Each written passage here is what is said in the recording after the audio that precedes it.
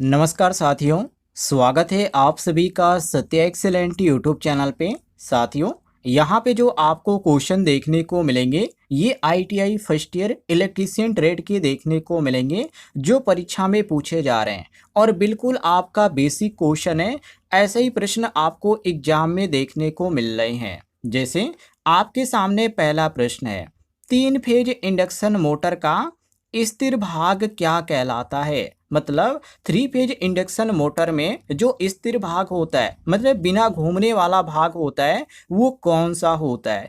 तो स्टेटर जो होता है ये घूमने वाला भाग नहीं होता है। ये आपका यहाँ पर भी सही हो जाएगा। कहने का मतलब ये है कि स्टेटर जो होता है मोटर का स्थिर भाग होता है। इसमें मतलब कि 3 फेज इंडक्शन मोटर में वाइंडिंग लगी होती है जो सप्लाई मिलने पर घूर्ण चुंबकीय क्षेत्र उत्पन्न करती है, लेकिन ये खुद यहाँ पे नहीं घूमता है। रोटर की बात करें, जैसे ए ऑप्शन रोटर दिया गया है, तो रोटर जो होता है ये मोटर का घूमने वाला भाग होता है। और कम्यूटेटर जो होता है साथियों, ये कम्यूटेटर डीसी मशीन में पाया जाता है। 3 फेज इंडक्शन मोटर में तो इसका उपयोग ही नहीं होता है, तो घूमने और न घूमने का बात ही इसको छोड़ दीजिए। और डी ऑप्शन दिया गया ब्रश, तो ब्रश तो सामान्य होता है, जो कि स्क्वायरल के जो इंडक्शन मोटर होते हैं उसमें इसका उपयोग ही नहीं किया जाता है, तो इसमें ब्रश नहीं होता है। हमारा प्रश्न के अनुसार केवल यहाँ पर बी ऑप्शन सही हो जाएगा। आगे बढ़ते हैं। अगले प्रश्न में पूछा जा रहा है, स्क्वायरल केज इंडक्शन मोटर के रोटर की बारे में सामान्यतः किस पदार्थ की बनी होती है। यहाँ पे पूछा जा रहा है कि स्क्वायरल केज इंडक्शन मोटर का जो रोटर होता है उसके बारे में ये क्वेश्चन है कि वो किस पदार्थ की बनी होती है। तो ये बना होता है तांबा और एल्युमिनियम, मतलब कि तांबा का भी बना होता है और एल्युमिनियम का भी बना होता है। तांबा का भी इस्तेमाल किया जाता है, एल्युमिनियम का भी किया जाता है। तो आप ऐसे कह सकते हैं कि स्क्वायरल केज रोटर के जो चालकता होती है उसके बारे में कि तांबे का भी बना होता है और ये एल्युमिनियम का भी बना होता है, दोनों में धारा आसानी से प्रवाहित होती है, तो इस किसी का भी आप इस्तेमाल कर सकते हैं। और बी ऑप्शन दिया गया लकड़ी, तो लकड़ी तो कहना गलत है, क्योंकि लकड़ी विद्युत की एक तरह से देखा जाए तो ये चालक नहीं है, ये बिल्कुल खराब है। इंसुलेटर के रूप में आप इसका उपयोग कर सकते हैं, प्लास्टिक का भी इंसुलेटर के रूप में उपयोग कर सकते हैं और माइका भी आपका इंसुलेटर के रूप में प्रयोग हो सकता है, लेकिन तांबा या एल्युमिनियम जो है इसका उपयोग आप नहीं कर सकते। तो इसलिए यहाँ पे आपका जो सही हो जाता है केवल ए ऑप्शन क्वेश्चन के अनुसार करेक्ट आंसर हो जाता है। आगे बढ़ते हैं। अगले प्रश्न में पूछा जा रहा है, मेगर किस प्रकार की धारा का उपयोग करके इंसुलेशन प्रतिरोध मापता है। तो मेगर जो होता है हमेशा जो काम करता है डीसी पे काम करता है, ये एसी पे काम नहीं करता है। और पहला ऑप्शन दिया गया उच्च डीसी वोल्टेज, ये आपका बिल्कुल सही है। जो मेगर होता है ये डीसी वोल्टेज जब उत्पन्न होता है तो ये जो है एक तरह से मोटर जो है या ट्रांसफार्मर हो गया, उसकी जो इंसुलेशन की गुणवत्ता जो जांची जाती है ये मेगर के द्वारा ही जांची जाती है, तो ये हमेशा डीसी पे काम करता है। यहाँ पे आपका ए ऑप्शन सही हो जाएगा। और यहाँ पे बी ऑप्शन दिया गया निम्न एसी पे, तो मेगर जो होता है ये एसी पर काम ही नहीं करता है, तो ये गलत है। और केवल 12 वोल्ट डीसी दिया गया है, तो 12 वोल्ट डीसी इसके लिए पर्याप्त नहीं है, ये इस पे काम नहीं करेगा। और 3 फेज एसी पर तो बिल्कुल भी नहीं। आप समझ लीजिए कि ये एसी पे काम ही नहीं करता है, ये हाई डीसी वोल्टेज इसको चाहिए तब ये काम करेगा। ऑप्शन आपका यहाँ पे ए सही हो जाता है। आगे बढ़ते हैं।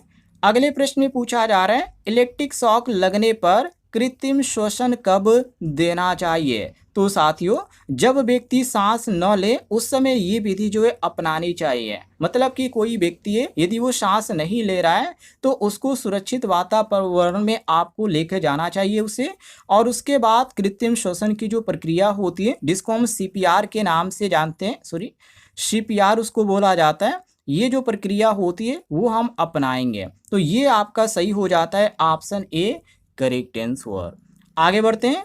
अगले प्रश्न में पूछा जा रहा है, स्टार डेल्टा स्टार्टर का मुख्य उद्देश्य क्या है। मतलब इसका काम क्या होता है। तो मोटर का प्रारंभिक जो धारा है उसको कम करना इसका काम होता है। या आप ऐसे कह सकते हैं कि स्टार कनेक्शन में स्टार्ट जो होता है ये स्टार्ट करने से जो मोटर होती है उसकी जो धारा होती है वो कम होती है, तो बाद में डेल्टा में ये बदला जाता है, तो अब यहाँ पे पूरा शक्ति प्राप्त होता है। तो यहाँ पे वही चीज़ प्रश्न में पूछा जा रहा है कि स्टार डेल्टा स्टार्टर का मुख्य उद्देश्य क्या है। तो मोटर का प्रारंभिक जो धारा होती है उसको कम करना इसका काम होता है। ए ऑप्शन सही है। हालांकि बाद में इसको ज़्यादा किया जाता है, लेकिन जब डेल्टा संयोजन होता है तब ये काम किया जाता है। तो डेल्टा संयोजन बदल कर ये इसका यहाँ पे काम में लिया जाता है, ये ध्यान रखिएगा। और यहाँ पे भी ऑप्शन दिया गया वोल्टेज बढ़ाना। तो वोल्टेज बढ़ाने का काम यहाँ पे स्टार डेल्टा का नहीं होता है। ट्रांसफार्मर के केस में आप इसको पढ़ेंगे तो ट्रांसफार्मर में ये चीज़ देखने को मिलता है, क्योंकि वोल्टेज बढ़ाने का काम ट्रांसफार्मर का होता है। और सी ऑप्शन दिया गया मोटर की गति दोगुनी करके। तो ये तो बिल्कुल गलत है, क्योंकि स्टार डेल्टा स्टार्टर में ऐसा होता ही नहीं है। और डी ऑप्शन दिया गया फ्रीक्वेंसी बदलकर। तो फ्रीक्वेंसी बदलने पर जो इसमें आपका होता है VFD होता है, ये काम करता है। स्टार डेल्टा स्टार्टर का इसमें काम नहीं होता है। हमारा प्रश्न के अनुसार केवल यहाँ पर ए ऑप्शन सही हो जाएगा। आगे देखिए, अगले प्रश्न में पूछा जा रहा है निम्न में से कौन सा उपकरण विद्युत शक्ति मापता है। तो साथियों, विद्युत शक्ति मापने का काम करता है वाट मीटर। जी हाँ, वाट मीटर जो होता है ये किसी भी परिपथ की हम बात करें जो वास्तविक शक्ति होती है उसको मापने का काम करता है। और ये किस में मापता है, तो वाट में मापता है या किलो वाट में मापता है, ये ध्यान रखिएगा। तो हमारा प्रश्न के अनुसार यहाँ पे केवल ए ऑप्शन सही हो जाता है। और इसकी खास बात एक और है कि ये AC पर और DC दोनों पर ये काम करता है, दोनों परिपथों में काम करता है। ये चीज़ नोट कर लीजिएगा। बाकी ओमीटर की बात करें तो ओमीटर केवल धारा मापने का काम करता है, और वोल्ट मीटर जो होता है ये केवल वोल्टेज मापने का काम करता है, और ओम मीटर जो है ये प्रतिरोध मापने का काम करता है। क्लियर है। हमारा प्रश्न के अनुसार केवल यहाँ पर ए ऑप्शन सही हो जाता है। आगे देखिए, आगे प्रश्न में पूछा जा रहा है कि घरेलू वायरिंग में सामान्यतः फेज वायर का रंग कौन सा होता है। तो फेज वायर का जो कलर होता है हमेशा लाल होगा या भूरा होगा। यहाँ पे आपका ए ऑप्शन सही होगा, क्योंकि जो यहाँ पे नियम है, जो भारतीय मानक का नियम है उसके अनुसार देखा जाए तो जो लाल कलर का है और जो भूरा कलर है ये हमेशा फेज का होता है, और हरा कलर जो होता है ये अर्थिंग का होता है, और काला केवल यहाँ पे दिया गया काला केवल अर्थ का। तो ये कहना गलत है, क्योंकि अर्थ का जो रंग होता है वो काला नहीं होता है। और पीला की बात करें तो पीला जो होता है ये आपका अलग होता है, ये फेज का नहीं होता है। हमारा प्रश्न के अनुसार केवल यहाँ पर ए ऑप्शन सही हो जाता है। आगे देखते हैं, अगले प्रश्न में पूछा जा रहा है कि ट्रांसफार्मर में लेमिनेशन करने का मुख्य उद्देश्य क्या है। मतलब कि लेमिनेशन क्यों किया जाता है। तो इसमें हानि होती है। कौन सी हानि होती है, तो ईडी करंट लॉस होता है, और इसी लॉस को कम करने के लिए हम ट्रांसफार्मर में लेमिनेशन करते हैं। यहाँ पे आपका पहला ऑप्शन जो है ये बिल्कुल सही हो जाएगा, जो कि पतली पतली लेमिनेशन होती है इसमें, और ये लेमिनेशन के कारण जो होता है एक तरह से एडी करंट जो होता है, जो लॉस होता है वो कम होता है। तो ये आपका सही हो जाता है ऑप्शन ए करेक्ट आंसर। और बी ऑप्शन दिया गया वजन बढ़ाना। हालांकि लेमिनेशन का उद्देश्य वजन बढ़ाने से नहीं होता है। और सी ऑप्शन दिया गया वोल्टेज बढ़ाना। तो वोल्टेज एक तरह से बढ़ाने से इसका मतलब नहीं है। हालांकि जो टर्न रेशियो होता है उससे इसका संबंध होता है। वोल्टेज परिवर्तन जो होता है वो टर्न रेशियो से हो सकता है, लेकिन वोल्टेज डायरेक्ट हम कहें कि वोल्टेज बढ़ाने से इसका उद्देश्य होता है, तो ये कहना बिल्कुल गलत है। और डी ऑप्शन दिया गया धारा बढ़ाना। तो लेमिनेशन का धारा बढ़ाने से कोई संबंध नहीं होता है। हमारा प्रश्न के अनुसार केवल यहाँ पर ए ऑप्शन सही हो जाएगा।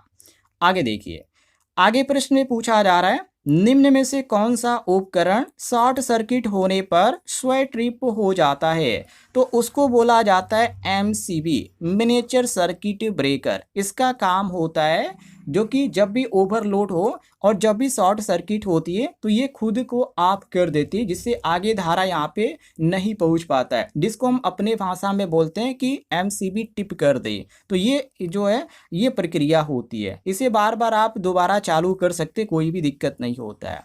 प्लग टॉप तो अलग चीज़ होता है। एक तरह से जो प्लग टॉप होता है केवल कनेक्शन के लिए होता है, और बल्ब जो होता है एक तरह से बल्ब का उपयोग प्रकाश के लिए किया जाता है। ये काफ़ी ईजी है। और स्विच बोर्ड यहाँ पे दिया गया है। तो स्विच बोर्ड केवल उपकरणों के नियंत्रण के लिए होता है, अलग इसमें कोई सुरक्षा से जुड़ी कोई चीज़ नहीं होती है। प्रश्न के अनुसार केवल यहाँ पर ए ऑप्शन सही हो जाएगा। आगे देखिए, आगे प्रश्न में पूछा जा रहा है किसी चालक का प्रतिरोध मुख्य रूप से किन बातों पे निर्भर करता है। तो साथियों, ये लंबाई पे निर्भर करेगा, अनुप्रस्थ क्षेत्रफल और पदार्थ की प्रतिरोधकता पे निर्भर करेगा, क्योंकि इसका सूत्र ही होता है R बराबर रो एल अपान ए। इसका सूत्र ही होता है, मतलब कि ये जो होगा एल मतलब कि लंबाई, ए मतलब यहाँ पे एरिया और रो मतलब प्रतिरोधकता, ये तीनों पे ये निर्भर करता है। तो इसलिए यहाँ पे हमारा प्रश्न के अनुसार ए ऑप्शन सही हो जाएगा।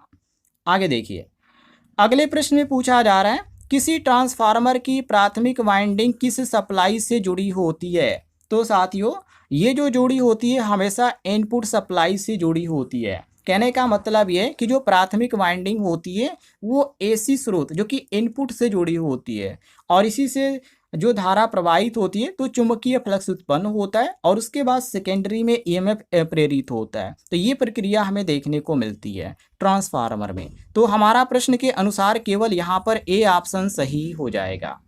आगे बढ़ते हैं, अगले प्रश्न में पूछा जा रहा है इलेक्ट्रिक ड्रिल मशीन का मुख्य कार्य क्या है। साथियों, इसका मुख्य काम होता है छेद करने का। जी हाँ, ड्रिल जो मशीन होता है, चाहे लकड़ी को छेद करना हो या कोई धातु हो उसको छेद करना हो, तो हम यहाँ पे ड्रिल मशीन का उपयोग करते हैं। बाकी तार जोड़ना यहाँ पर भी ऑप्शन दिया गया है, तो तार जोड़ने के लिए प्लायर का हम इस्तेमाल करते हैं, या सोल्डरिंग हो आयरन हो गया उसका हम इस्तेमाल करते हैं।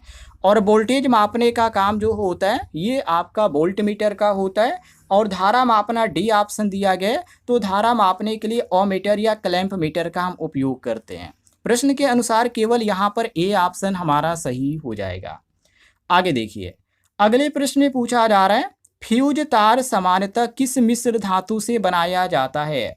तो साथियों, ये टीन और सीसा का बनाया जाता है। फ्यूज तार जो होता है ये कम गलनांक वाला होता है, तो ये टीन और सीसा का मिश्र धातु से बनाया जाता है। हमारा प्रश्न के अनुसार केवल यहाँ पर ए ऑप्शन सही हो जाएगा।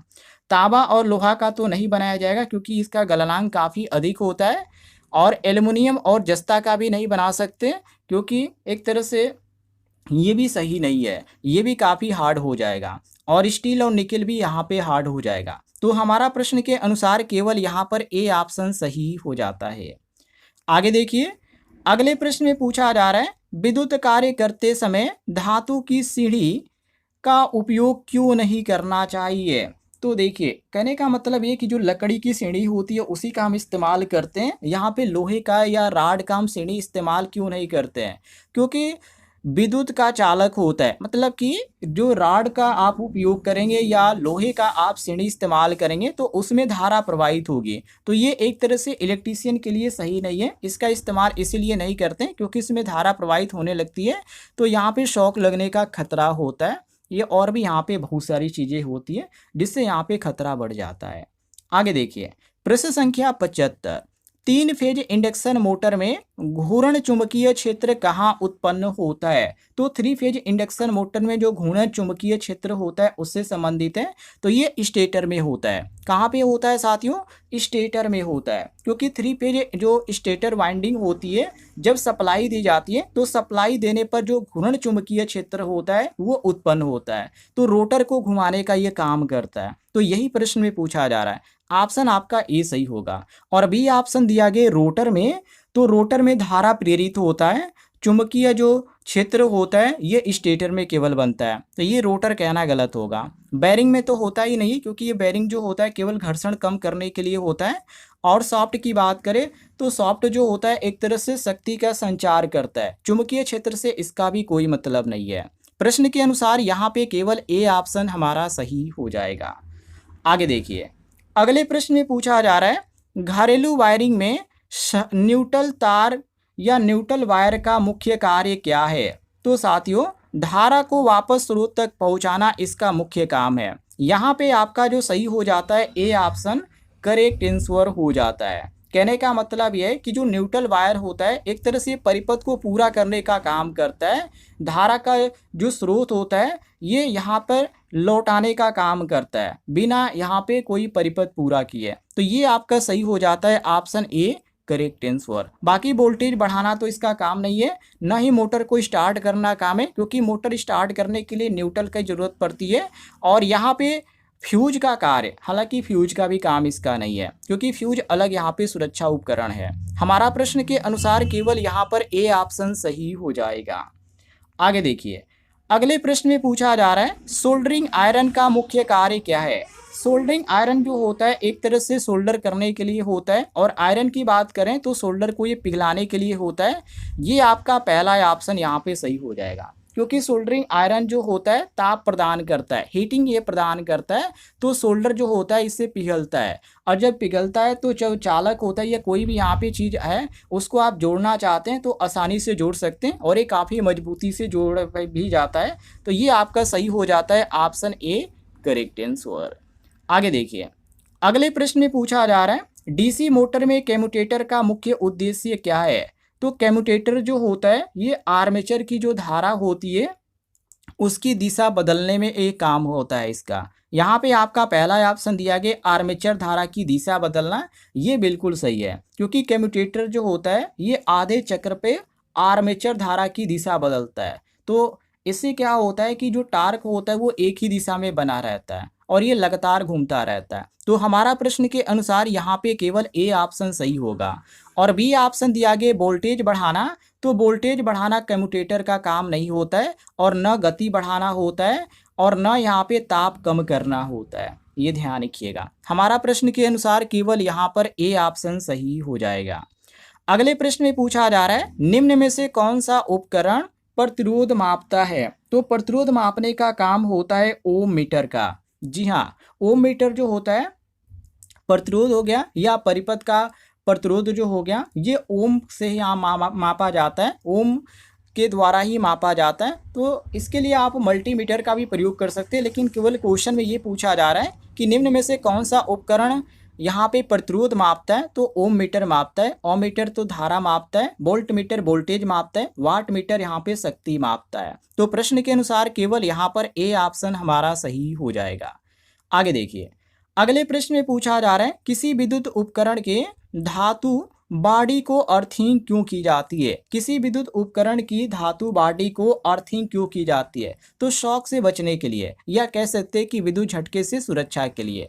यहाँ पे आपका पहला ऑप्शन सही हो जाएगा। यदि उपकरण की बॉडी में लीकेज है या करंट आ जाती है तो उस समय क्या होता है, अर्थिंग होता है। तो अर्थिंग करने से यही सुविधा मिलती है कि वो सुरक्षित रूप से जमीन में प्रवाहित कर देता है। इससे व्यक्ति को करंट यहाँ पे लगने का खतरा बहुत ही कम होता है। तो ये इसलिए यहाँ पे जो धातु की बॉडी होती है उसको अर्थिंग किया जाता है। ये आपका सबसे बड़ा कारण है इसका। तो ये आपका यहाँ पर ए ऑप्शन सही हो जाता है।